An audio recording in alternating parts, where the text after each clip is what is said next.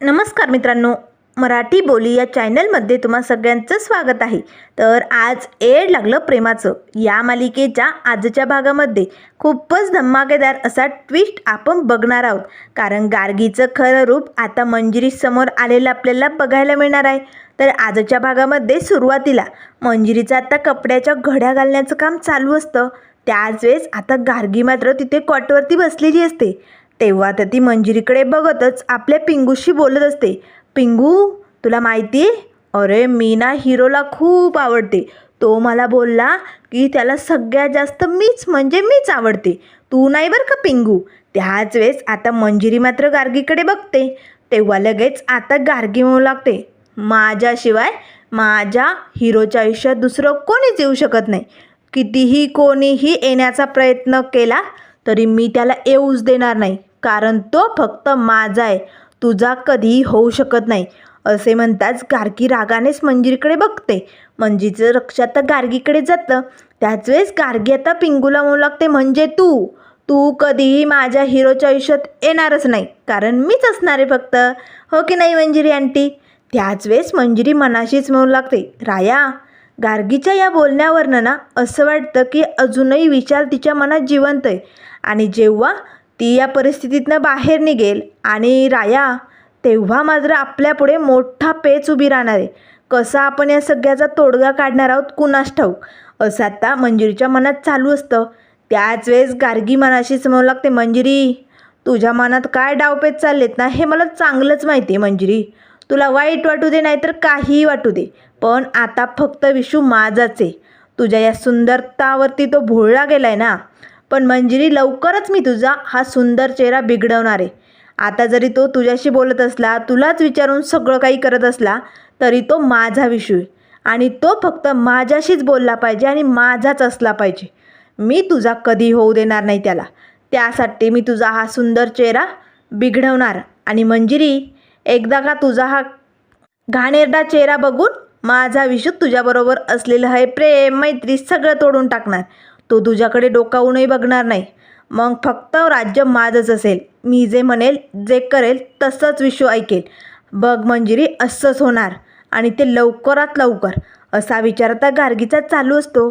त्याच वेळेस आता गार्गीचे हावभाव काहीतरी वेगळेच असतात चेहऱ्यावरती. ती अतिशय भडकलेली असते.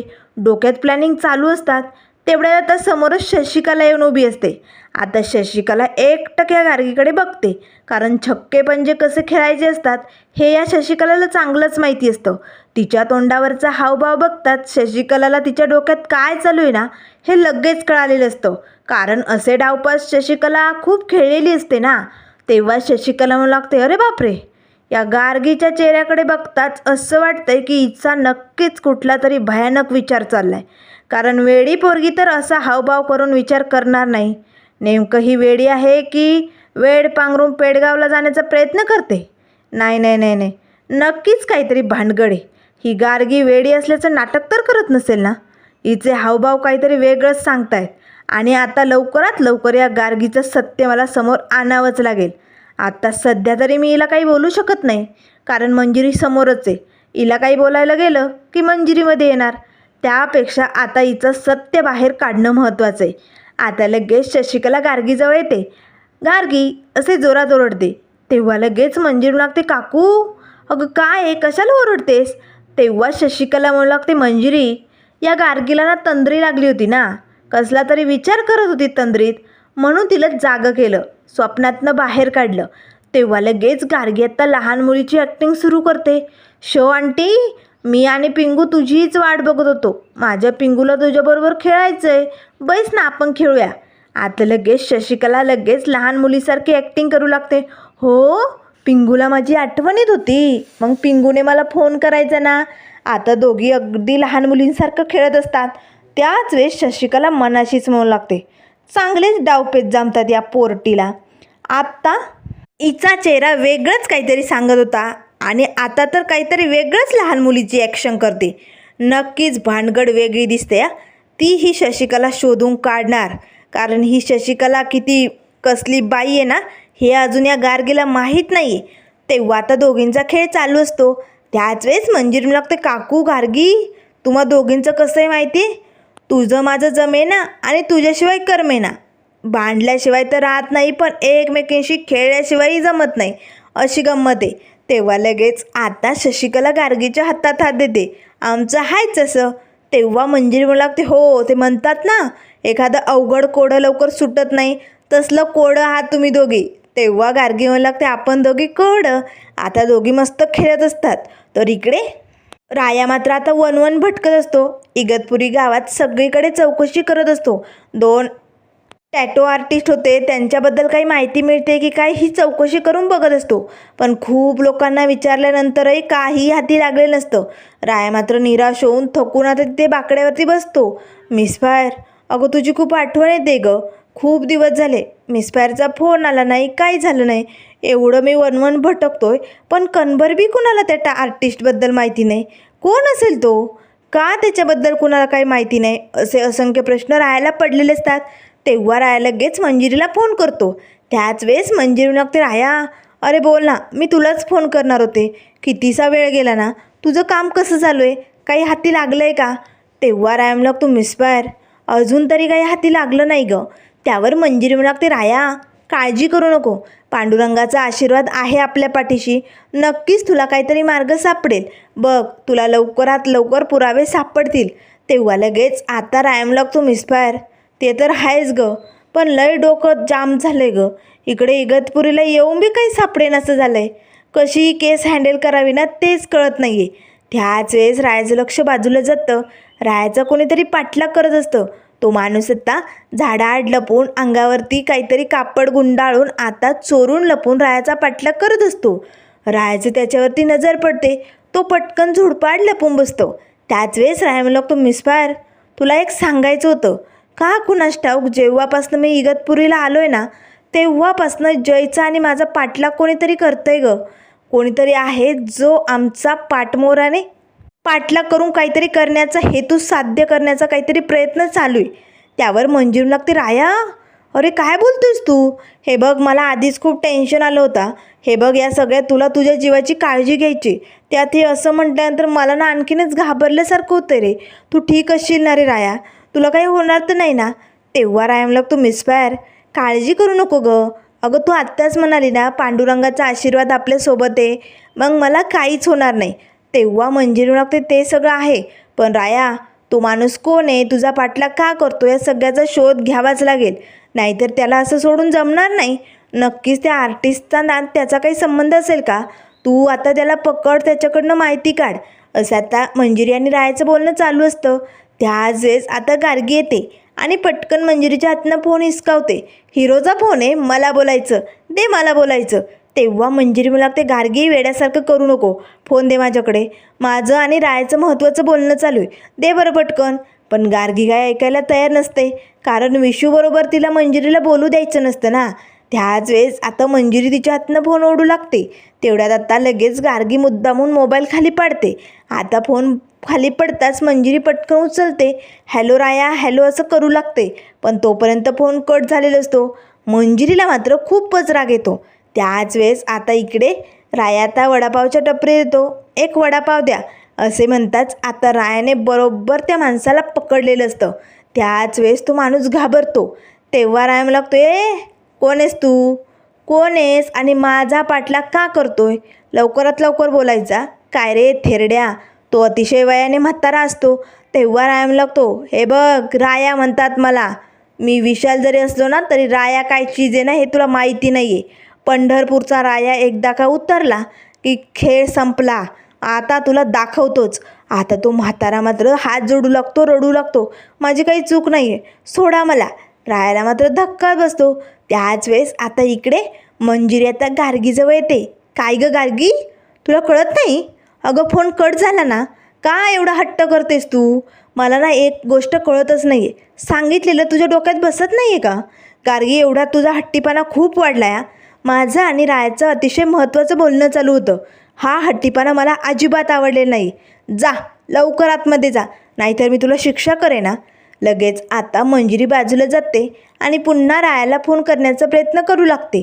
तर आता गार्गी लगेच मंजिरीकडे बघतच म्हणू लागते, मंजिरी नको बोलूस, तू माझ्याबरोबर बोल नको बोलू मला काहीही फरक पडत नाही, कारण मला जे हवं होतं ते झालं आहे. मी आता तुझं बोलणं विशूबरोबर होऊच देणार नाही, कारण विशू फक्त माझा आहे, तुझा नाही. मी त्याला तुझं कधी येऊ देणार नाही मंजिरी, असं आता गार्गीने ठरवलेलं असतं. तर इकडे तो म्हातारा माणूस रायासमोर हात जोडू लागतो. माझी काही चूक नाही आहे, सोडा मला जाऊ द्या. तेव्हा राया म्हणू लागतो, हो काका, हे बघा तुम्ही वयाने मोठे आहात, म्हातारे आहात, तुम्ही हे सगळं का करतायत ना मला माहिती नाही. ज्या वेळेस भजन कीर्तन करायचं त्यावेळेस तुमचे हे असले धंदे चालू आहे का? हे बघा काका, मी एका केस संदर्भात इगतपुरीला आलो आहे. तुम्हाला त्याबद्दल काही माहिती असेल तर गप गुमान मला सांगा आणि माझी मदत करा. हे बघा, तुम्हाला काही लागलं तरी कमी पडू देणार नाही, तुमची सगळी मदत मी करेल. त्याच वेळेस राहत्या काकांना आता चहाच्या टपरीवरती आणतो, पिण्यासाठी पाणी देतो. ते खूप घाबरलेले असतात. आता लगेच राया म्हणू लागतो, तुम्हाला काही खायचं आहे का? तेव्हा ते काका म्हणू लागतात, नाही नको. आता राया लगेच त्यांना बाकड्यावरती बसवतो. हे बघा काका, मी एका केस संदर्भात आलो आहे. 2 आर्टिस्ट या गावात राहत होते. एक तर त्याने आत्महत्या केली आणि दुसरा जो होता तो वेडा झाला. त्याची फॅमिली त्याला सोडून निघून गेली. त्यानंतर त्याचं काय झालं हे कुणालाच माहिती नाही. त्यामुळे प्लीज काका, तुम्हाला जर काही माहिती असेल तर प्लीज माझ्यापर्यंत पोचवा. कसं आहे ना, जेव्हापासून आम्ही त्या आर्टिस्टच्या घरी गेलो होतो ना, तेव्हापासून काका तुम्ही आमचा पाठलाग करतायत. त्यामुळे जे काही माहिती असेल ते लवकरात लवकर सांगून टाका. तेव्हा लगेच आता ते काका मात्र गप्प बसून रायाकडे बघू लागतात. त्याच वेळेस राय म्हणू लागतो, हे बघा काका, त्या आर्टिस्टबद्दल माहिती कळणं खूप गरजेचं आहे. तो वेडा झाला त्यानंतर कुठे गेला कुणालाच माहिती नाही. त्यावर ते काका म्हणू लागतात, वेडा नव्हता तो, वेडा नव्हता, देव माणूस होता. खरंच आजवर त्याने कधीही कुणाचं वाईट केलं नव्हतं, पण त्याच्या बाबतीत जे घडलं ते खूप भयंकर होता. 1 नंबर टॅटो आर्टिस्ट होता तो. त्याला खूप छान प्रकारचे टॅटो काढता यायचे. मला माहिती होतं ना, तो वेडा कधीच नव्हता. पण त्या दिवशी त्याच्या आयुष्यात असा प्रसंग घडला आणि सगळं काही बदलूनच गेलं. तेव्हा रायमला तो असं काय घडलं होतं? त्याच वेळेस ते काका बाकड्यावरनं उठतात आणि असं बाजूला जातात. रायाही आता त्यांच्या पाठोपाठ जातो. तेव्हा ते काका सांगू लागतात, सांगतो, सगळं काही सांगतो. त्या दिवशीचा तो प्रसंग अजूनही माझ्या डोळ्यासमोर मला आठवतोय. त्या दिवशी तो आर्टिस्ट असे म्हणताच आता रायाला त्याची कहाणी सांगायला सुरुवात करतात. एक गाडी येते आणि जोरदार दिशी त्या काकांना उडवते. आता ते काका धपकन खाली पडतात. त्यांना खूप डोक्याला मार लागले असतो. संपूर्ण डोक्यातनं रक्त निघत असतं. आता त्यांचा शेवटचा श्वास घेण्याची वेळ झालेली असते. राया मात्र गडबडतो. सगळे लोक जमा झालेले असतात. कोण आहे, कोणी उडवलं? पण तोपर्यंत गाडी आत्ता निघून गेलेली असते. राया लगेच त्यांना मांडीवरती घेतो. काका, मी ॲम्ब्युलन्स बोलवतो, काळजी करू नका, तुम्हाला काही होणार नाही. त्याच वेळेस पण त्या काकांनी जीव सोडलेला असतो. रायाला मात्र खूप वाईट वाटतं. तेव्हा राया म्हणू लागतो, काका माफ करा, माझ्या डोळ्यासमोर तुमचा जीव गेला पण मी नाही वाचू शकलो तुम्हाला. शेवटचा पुरावा होता. या आर्टिस्टबद्दल यांना सगळं माहिती होतं. आता तो पुरावाही संपला. कोणी केलं असेल हे सगळं? मुद्दामून यांना मारून तर टाकलं नसेल ना? कोण असेल हा गाडी चालवणार? असे असंख्य प्रश्न आता रायासमोर उभे राहिलेले असतात. तर इकडे मंजिरी आता खूप टेन्शनमध्ये असते. रायाबरोबर काय घडलं असेल? फोन कट झाला, त्यानंतर काही बोलणंही झालं नाही. कितीदा फोन लावले, राया फोन उचलतही नाही. नेमकं तिकडे सगळं काही ठीक असेल ना? असे असंख्य प्रश्न आता मंजिरीसमोर उभे राहिलेले असतात. त्याच वेळेस आता लगेच इकडे राया इगतपुरीच्या पोलीस स्टेशनला फोन करतो. आता बॉडीची सगळी तपासणी सुरू असते. ज्या ठिकाणी ॲक्सिडेंट झाला त्या ठिकाणी आजूबाजूला सगळीकडे चौकशी केली जाते, पण त्या काकांबद्दल कुणाला काहीच माहिती नसते. तर आता इकडे मंजिरी पुन्हा रायाला कॉल करते. तेव्हा राया फोन उचलतो. त्यावर मंजिरी लागते, राया तू ठीक आहेस ना? आणि त्या पाठलाग करणाऱ्या माणसाबद्दल काही माहिती लागली का ती? सांग ना. राया, माझा जीव खूप घाबरा झाला रे. मग अशी बोलणं झालं नाही, फोन कट झाला, पण तेव्हापासून रुकरुकी लागली.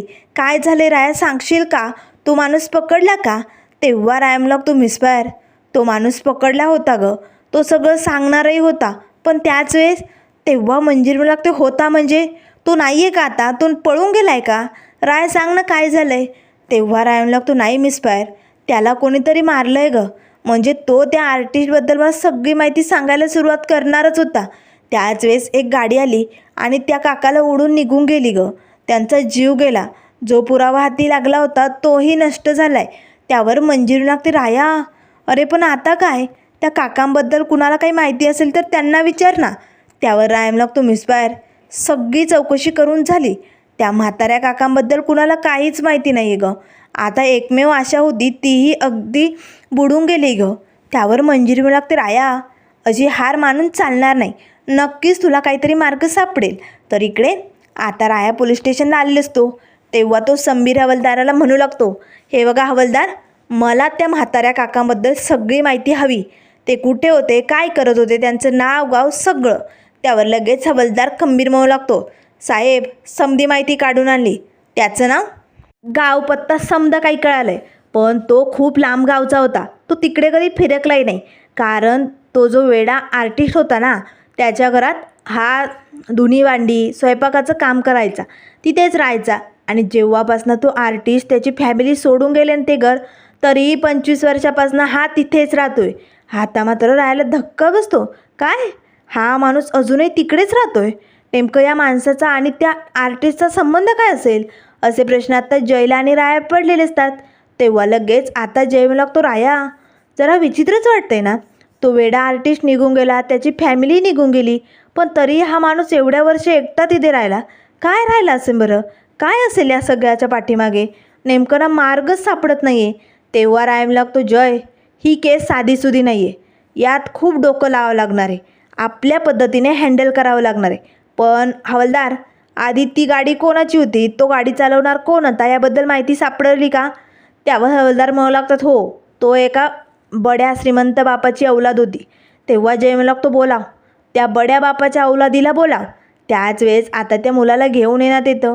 तेव्हा लगेच आता राया जोरदार दिशी त्याच्या कानाखाली ओढतो, काय रे दारू पिऊन गाडी चालवतो, तुझ्यामुळे एका माणसाचा जीव गेलाय, आता तुझी सुट्टी नाही, हा राया आता तुला जित्ता गाडणार. तेव्हा हवालदार संबीर म्हणू लागतो, साहेब सोडा त्याला, त्याची या केसबद्दल काही संबंध नाही आहे, त्याला कशाला मध्ये घेताय? अहो तो दारू पिऊन गाडी चालवत होता ना. त्यावर लगेच राया म्हणू लागतो, हवालदार साहेब, तो जरी या केसशी काही निगडीत नसेल ना, तरी त्याने दारू पिऊन एका माणसाचा जीव घेतलाय, निष्पाप माणसाला मारलंय त्याने, त्यामुळे याला तर शिक्षा व्हायलाच पाहिजे. सोडा नका याला घेऊन जा आतमध्ये आणि चांगली कातडी लाल होस तर, चांगली चामडी चालूस तर याला असं हाना ना, याला शिक्षा भेटलीच पाहिजे. लवकरात लवकर माझ्यासमोरनं घेऊन जा, नाहीतर हा राया इथेच गाडी ना याला. आता लगेच त्याला हवालदार घेऊन जातात. त्याच वेळेस जय म्हणू लागतो, राया काय करायचं, ही केस नेमकं कशी आहे हेच कळत नाही आहे. तेव्हा राया म्हणू लागतो, घोरपडे काळजी करू नको, आता आपल्याला जलद गतीने ही केस हँडल करायची आणि ती आपण करणार म्हणजे करणार. तर त्यानंतर मित्रांनो पुढील भागामध्ये आपल्याला बघायला मिळेल, आता गार्गीची वागणूक मात्र मंजिरीच्या लक्षात आलेली असते. त्यामुळे मंजिरीने मोठा डावपेच आखलेला असतो. गार्गीने आता मंजिरीला मारण्यासाठी काही गुंड पाठवलेले असतात. त्याच वेळेस आता लगेच राया तिकडे येतो. राया मात्र त्या गुंडांना मारू लागतो.